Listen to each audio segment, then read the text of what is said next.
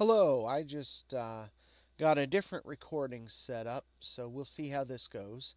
My preliminary tests seem okay. Um, the Atari emulator uses a little too much CPU for my cheap little laptop, and it works fine, but then when I try to record, my mic audio is terrible.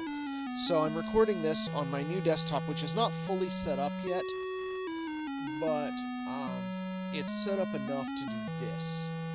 The game I'm playing here is E.T. the Extra Terrestrial. This is the romhack version from, what was it, the Neo Computing Project or something like that. The one where they fixed several bugs, changed E.T.'s color so that it's green tan instead of green. They fixed, notice I'm not falling into the pit here.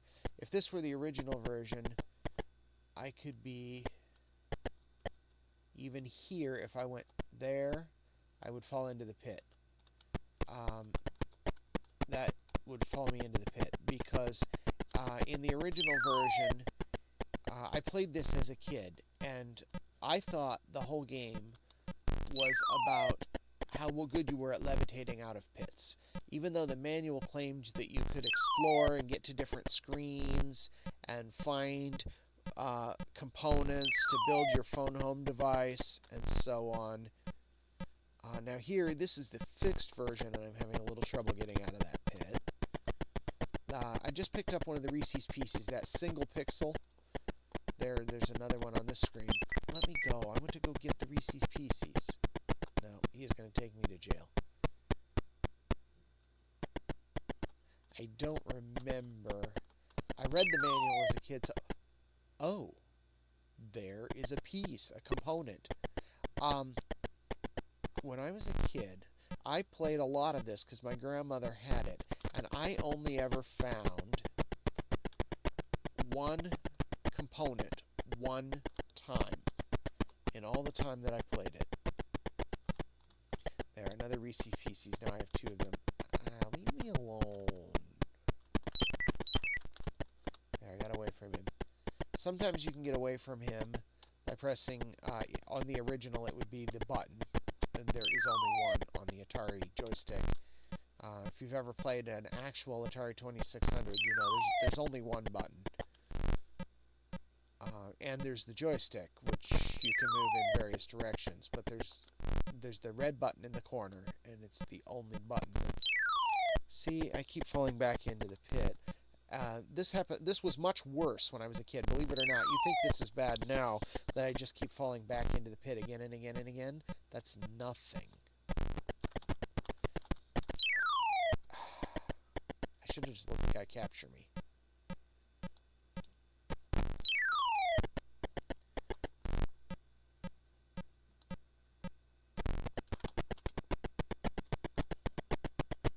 Okay, let him capture me, and then I'll go get the Reese's Pieces unmolested.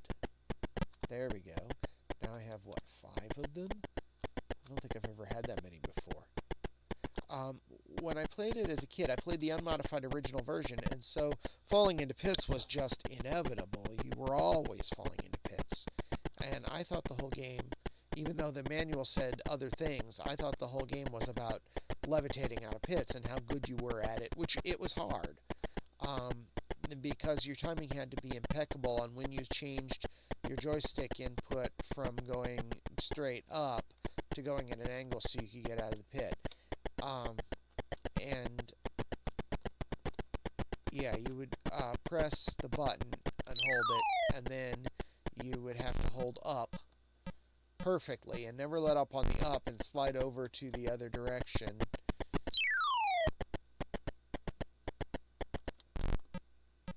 And it was quite difficult, especially I was not a coordinated child. Okay, he's gonna take away my Reese's Pieces. He will only put me in jail, which is very temporary.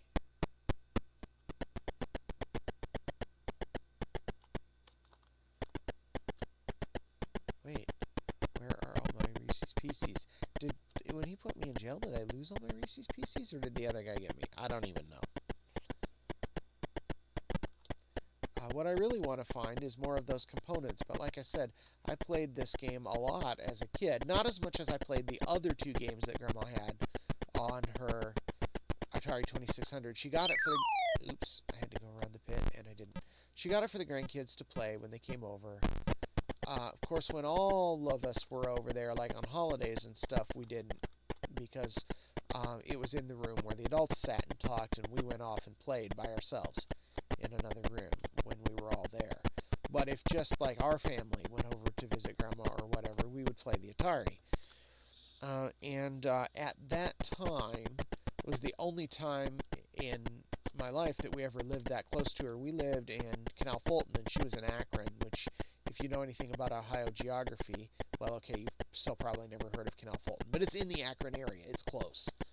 And so it was only like a 20-30 minute drive over there, and Dad used to take us over there like every Sunday afternoon because my mom was working a shift where she would frequently, I think about half of the time, be working on Sunday afternoon. And so after church we would go over to Grandma's house because it's his mom, you know, and he would go over to see his mom and take us with him. And so we would play the Atari. And this went on for several years. And so we played the other two games a lot more. And I'll talk about them at the end of the video here. Or at least I intend to. But we played this one quite a bit too. And I never, in all the time I played it, I only ever once found a component for building the communicator, because I was always just levitating out of pits, because it's all you can do. Because as soon as you levitate out, you move like 1 pixel and you fall back in. That's if you don't fall back in immediately while you're trying to get out. See, here, I would be falling into that pit if this were the original version. They fixed it so your feet have to touch the pit or you don't fall in. The romhack is, it's a large improvement. You can actually explore the map now with this version of the game. You can actually wander around from screen to screen. I've played it several times this week already, and yeah, it's a huge improvement. Because, as I said, you can actually explore a little. Now, granted, there aren't a lot of screens, and they're pretty similar looking. I didn't realize, however, there are a lot more than I thought there were when I was a kid. I thought there were only like 2-3 screens when I was a kid, because the falling into pits was so bad that you could never get off screen to another screen, hardly ever, because that would require getting past the pits, which was basically impossible. So I knew about the forest screen where you start, and then there was the screen with the pits, and I thought maybe there was one other, and that was it. I didn't know about... Well, I knew about this screen because you get dragged off to it. So I guess I knew about 3 to 4 screens. I knew there was more than one screen of pits, but I definitely didn't know there were as many as there are, because there's like 4 to 6 different screens of pits, all different shapes, and I didn't see most of them as a kid. Because in order to see them, you have to be able to go past the pits and get to the edge of the screen, and I never could. Of course, I wasn't very coordinated then. I'm not very coordinated now, but much more than then. My coordination came in about when I graduated from college, more or less. Yeah, I can actually run away from the dude. I was about to say without falling into a pit. Spoke too soon. He blocked my path and knocked me back in.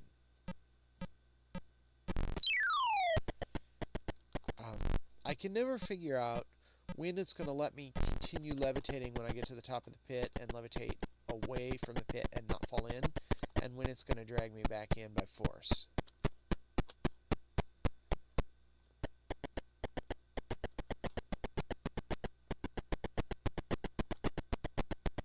I should talk about the topology of the world.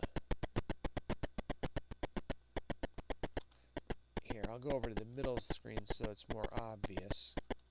I go south, I go south, I go south, I go south.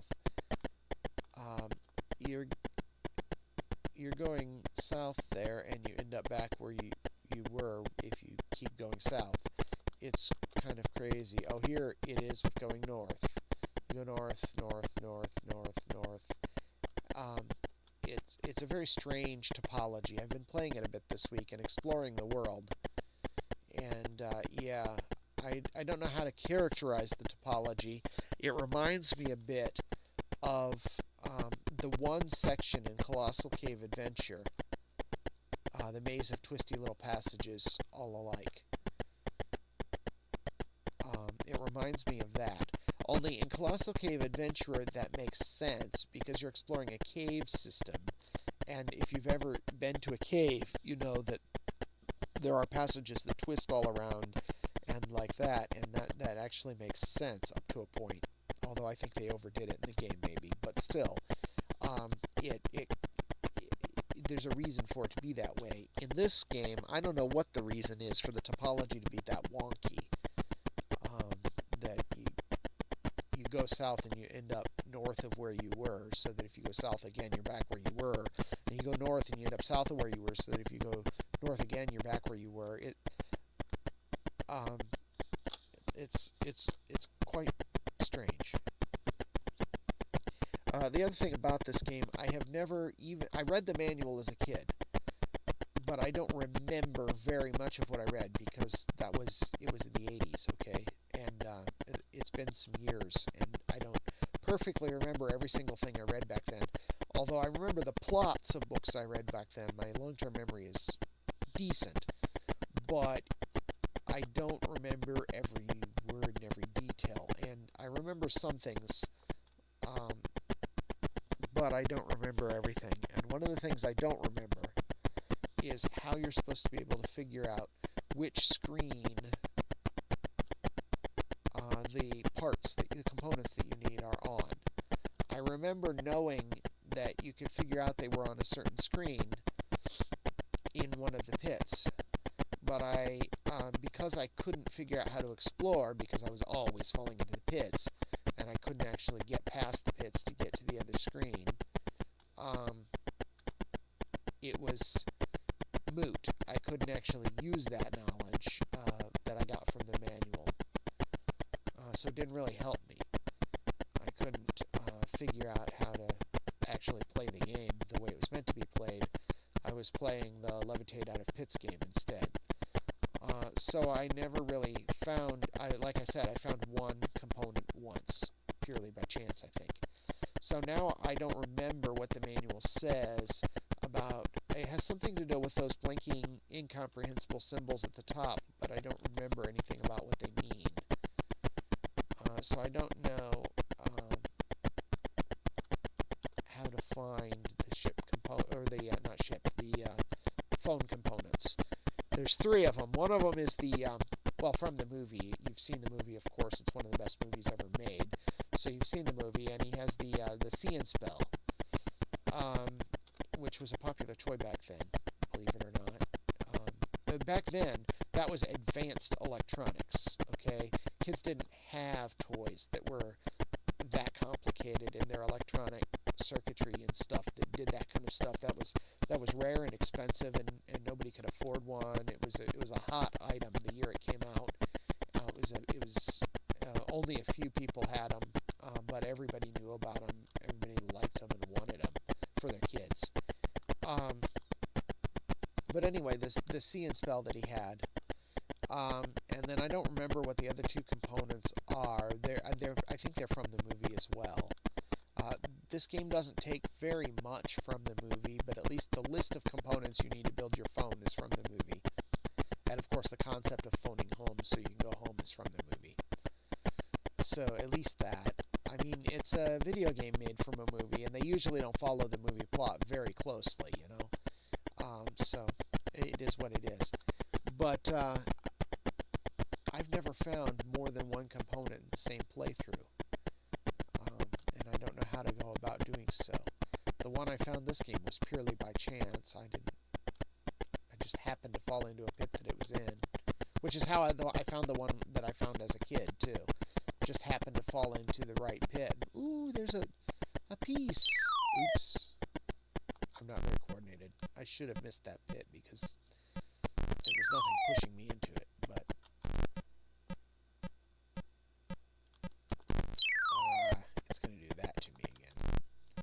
Sometimes it just decides that levitating out of the pit, the act of levitating out of the pit is going to make you fall into the pit.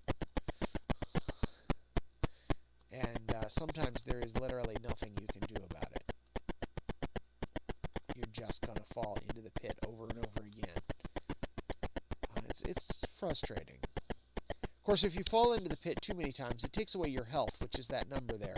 There's two numbers at the bottom if you have any Reese's Pieces. Right now, I don't have any. So there's only the one number. The Reese's Pieces are the first number, the leftmost number, if you have any, and it's a single-digit number. At least I've never gotten more than that of them. But the second number there is your health. 2204 currently. Every time you fall into a pit, and every time you levitate, or raise your neck, it uses some of your health. There. If he's going to get stuck, I might as well get away from him.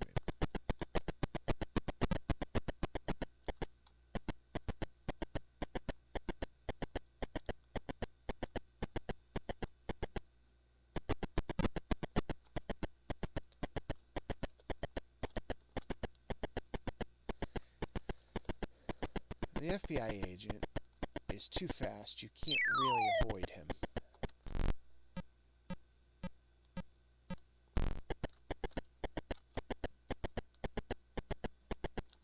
But that's a relatively minor thing, because I'm not sure what you actually need Reese's Pieces for anyway. Do they add to your health? Can you eat them to heal yourself? The manual didn't say anything about that. Or at least not that I remember. As a kid, I never knew what you needed them for, so apparently they're not that important. I think they just included them to have one more thing from the movie. Of course, you can't actually tell what they are unless you read the manual, but I can forgive it for you have to read the manual. I can forgive that, because a lot of games back then you had to read the manual.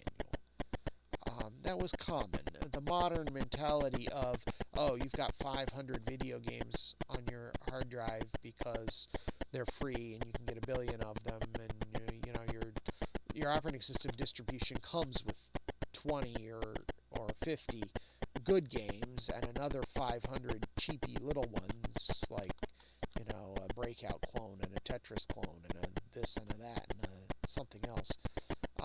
You know, you install Debian and you've got bazillions of games. You got all these, you know, Bomberman clones and this and that, and plus a handful of really good ones. You know, you got Battle for Westnoth, and you got FreeCiv, and you got you know, NetHack, for crying out loud, which is like the best game ever made. And you've got all these games now, and paying for games is almost a thing of the past, unless you're a gamer, you know, and that's like how you identify yourself. Then sure, but well, or if you like console games, but I mean, come on, we've got computers. We all have computers anyway. We have to have them. We wouldn't be able to get anything done if we didn't. So obviously we have them. So if you've got downtime, you want to play games, you just get games on your computer these days. But back then, nobody had computers. I mean, okay, they existed. Apple II was out there. The schools all had one. Every elementary school in North America had an Apple II.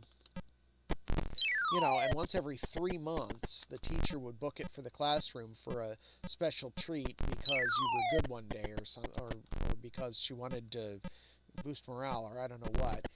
And so then she'd roll the cart into the classroom, and everybody would get their 10 minutes at some point during the day to sit down and play Monster Math, you know, or later Oregon Trail, which Oregon Trail is actually older, but anyway. So, but nobody had computers in their houses because they cost like a billion fortunes. Oh, by the way, what just happened there in the game is Elliot came and fixed me because my health ran out, and he came and restored my health. He didn't pull me out of the pit because that would make the game easier. But at least it's like a continue, except it's automatic. And it's nice But you have a limited number of them. Elliot will only save your life so many times, and then you die. And he's going to have to come save me again if I don't get out of the pit this time. Which I didn't. Okay, Elliot, come fix me. 1,500 more health.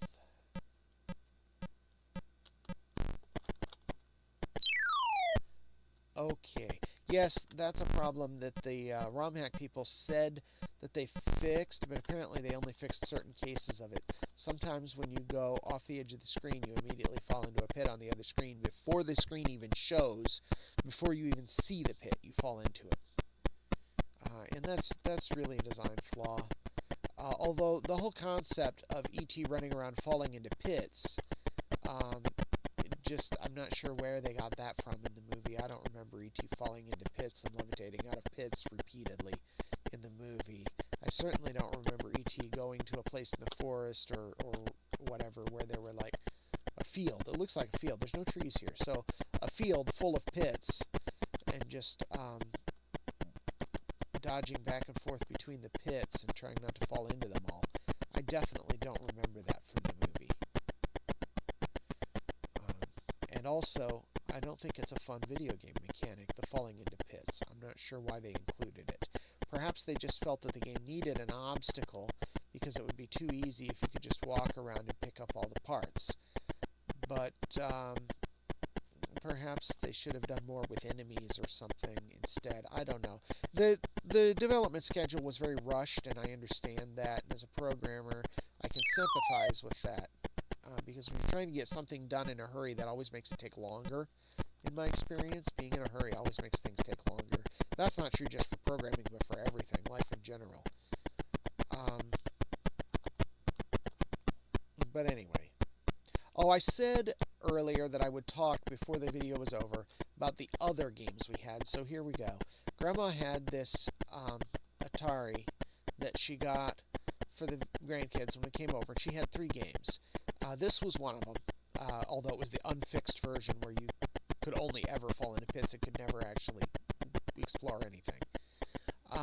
Then she also had Kool-Aid Man, which was somewhat more playable. Oh, I found it. What is that? Oh, that was the flower. I never found that as a kid. I've never seen that before. Okay, neat. I didn't even know that was in there. Easter egg. As much as I've played this game, you would think I would know about that, but no. So anyway, I think the manual did say something about it, and I've just forgotten about it because I never saw it in game. But anyway,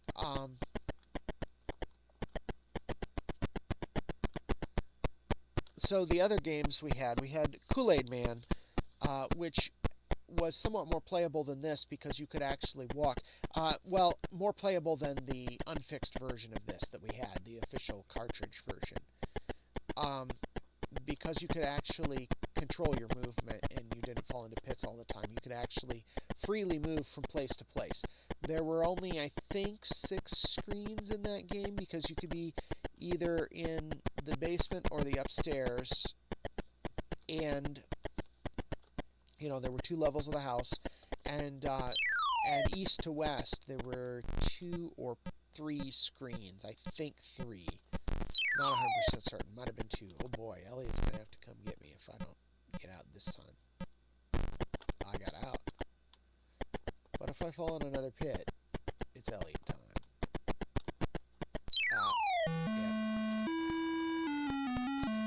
And the other game, we spent quite a lot more time playing Kool-Aid Man than we did playing this. It was a pretty vapid game. It was what you would expect a game that's designed to help advertise a product to be like. They had the Thirsties from the commercials were the enemies, and I don't remember all that much about what the goals were. You had to find the Kool-Aid, I think, and bring it to the kids or something. Or no, wait. Kool-Aid Man, you weren't playing as Kool-Aid Man, you were playing as the kids. And you had to find Kool-Aid Man or find the Kool-Aid or something. And avoid the Thirsties.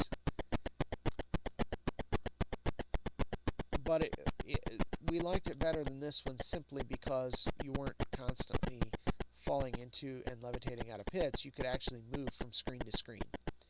But the one we really liked, the one that I have never forgotten at all, the one that enthralled me as a kid, was Pitfall 2. Because that game you could really explore. Now, it was hard. It was difficult. But the map was just enormous. It was a platformer, although it was by modern standards a quite primitive platformer. But by the standards of the day, the map was just huge. Now, by modern standards, it's not anything special. But back then, video games simply didn't have dozens, let alone hundreds, of screens worth of content. And you were exploring this great, huge underground cavern system, which every kid wants to do. So it was great. I loved that game. But it was hard and it was frustrating because I could never get as far as I wanted to. I wanted so bad to get all the way to somehow find my way back to the monkey that you can see at the beginning of the game, but you can't get to him because the rat or mouse or whatever it is pushes you off into the water. At the very beginning, you see it's tantalizing, and you know that there's a way through the underground cave system to get back around to there, but you can never actually get there because the game's so hard. But I did manage to get, by my standards, quite far eventually by a lot of repetition and practice. And, well, you know how it is with platformers. You have to play the same thing over and over and over and over. They're not really a genre that I care for these days. But, although it's fun to watch somebody who is good at the game play a platformer, because they don't play the same thing over and over and over again. You get to see like all the content in the game in like one playthrough. I like watching Let's Plays of platformers, but I don't like playing them. But anyway, so yeah, I got, by my own standards, quite far in Pitfall 2. Not only did I get all the way to the bottom of the first major shaft, where you can see the water and the river at the bottom, I got that far a number of times. But I managed to get to the next